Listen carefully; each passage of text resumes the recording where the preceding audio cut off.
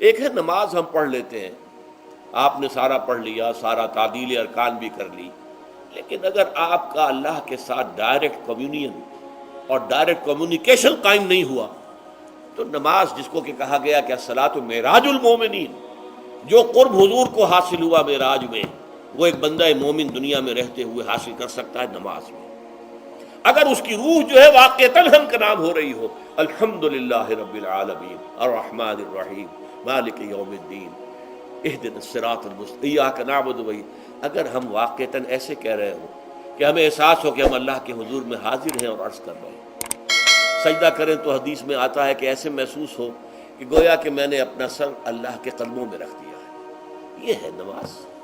اب جو گفتگو ہو رہی ہے یہ ہم کلامی ہے، الصلاۃ معراج المومنین، اہل ایمان کے حق میں یہ نماز جو ہے یہ معراج کے درجے میں، لیکن یہ نماز کیسے نصیب ہوگی اگر روح سوئی ہوئی ہے، دبی ہوئی ہے، پسی ہوئی ہے، مزمحل ہے یا مردہ ہے؟ یہ نماز کیسے حاصل ہوگی؟ چاہے آپ پانچوں وقت کی نماز پڑھ رہے ہوں، چاہے آپ نے ہیبٹ بنا لیا ہو نماز کو، چاہے خوش بھی ہو گیا ہو، لیکن یہ کہ جب تک وہ روح بیدار نہ ہو، جب تک ہم کلامی نہ ہو، افلاق سے آتا ہے نالوں کا جواب آخر، اٹھتے ہیں حجاب آخر، کرتے ہیں خطاب آخر، جب تک یہ نہ ہو، جیسے کہ میں ایک حدیث قدسی انشاءاللہ آج سناؤں گا سورہ فاتحہ کے ضمن میں، کہ اللہ تعالیٰ کے سامنے جب کھڑا ہو کر انسان جب کہتا ہے انی وجہت وجہی للذی فطر السماوات والارض حنیفا، دائیں بائیں سے بالکل اپنا تعلق کاٹ کر میں نے اپنا رخ کر لیا ہے اس اللہ کی طرف جس نے آسمانوں اور زمین کو پیدا کیا۔ اب یہ توجہ وجہ تو اگر یہ تو ہے چہرہ تو ہم نے کر دیا خانہ کعبہ کی طرف، اندر سے ہماری روح متوجہ نہیں ہوئی، وہ سوئی پڑی، اسے پتہ ہی کچھ نہیں کہ کیا ہو رہا ہے، تو اس صورت میں وہ کیا ہے؟ ظاہری بات تو پوری ہو گئی، نماز کا ثواب ہو جائے گا، فرض کی ادائیگی کا ثواب مل جائے گا، لیکن وہ اصل نماز تو حاصل نہیں ہوتی۔ یہ ہے وہ بات کہ وَإِذَا سَأَلَكَ عِبَادِي عَنِّي فَإِنِّي قَرِيبٌ، اے نبی جب میرے بندوں کی روحیں بیدار ہو جائیں، توانا ہو جائیں، حیات تازہ سے وہ ہم کنار ہو جائیں، اور پھر وہ میرے بارے میں پوچھیں، وہ میرا تقرب حاصل کرنا چاہتے ہیں، تو آپ سے پوچھیں تو کہیے میں قریب ہوں، اجیب دعوت الداع اذا دعان، یہ ہے وہ دعا،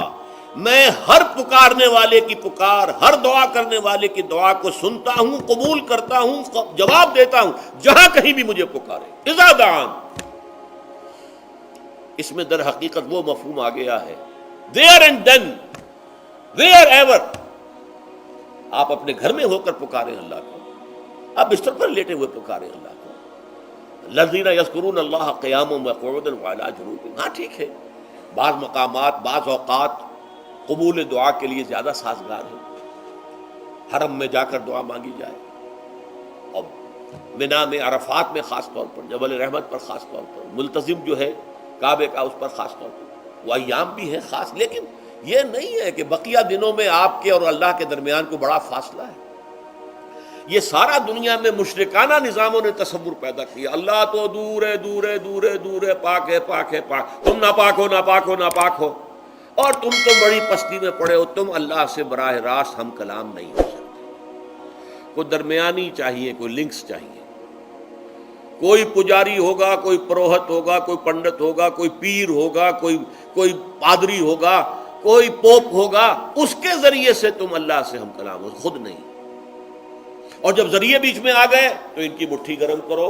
ان کی چاپلوسی کرو، ان کو بھی جو ہے چادریں چڑھاؤ، ان کو نذرانے پیش کرو۔ یہ ہے بدترین ایکسپلائٹیشن جو مذہب کے ذریعے سے نوع انسانی کی ہوئی ہے۔ یہ دو ایکسپلائٹیشن دنیا میں ہوئی ہے تاریخ انسانی میں،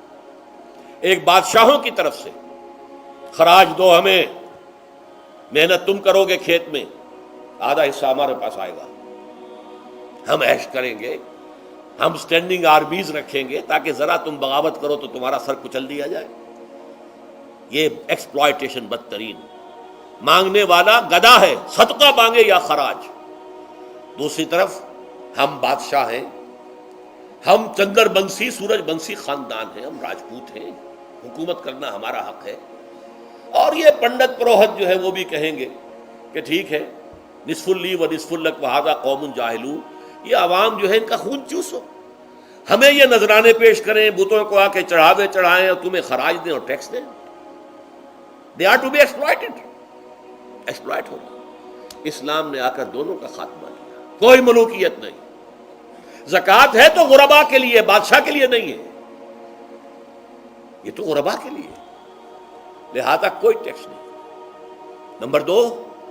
اللہ سے ہم کلام ہونے کے لیے کسی دربان، کسی جو ہے پہرے دار کی مٹھی گرم کرنے کی ضرورت نہیں، جب چاہو ہم کلام ہو جاؤ۔ دل کے آئینے میں ہے تصویر یار، جب ذرا گردن جھکائی دیکھ لی۔ یہ تو تم ہماری طرف متوجہ نہیں ہوتے، ہم تو ہر وقت کہتے ہیں، ہر شب کو آخری لمحات جو ہیں، آخری جو گھنٹے ہیں رات کے، سمائے دنیا تک ہم نزول فرما لیتے ہیں تمہارے لیے، اور پکارنے والا پکارتا ہے، حل من مستغفر فاغفر له، ہے کوئی استغفار کرنے والا کہ میں اسے بخش دوں؟ حل من سائل فاعطیہ، ہے کوئی مانگنے والا کہ میں اسے عطا کروں؟ تم ہی سوئے رہتے ہو، الٹا غفیر رہتے ہو، تمہیں ہماری طرف توجہ نہیں ہے۔ اگر ہماری طرف متوجہ ہو جاؤ تو جیسے کہ اقبال نے کہا کہ میرے لیے یہ دربان جو ہے، پیران کلیسا کو کلیسا سے اٹھا دو، کیوں خالق و مخلوق میں حائل رہے پردے،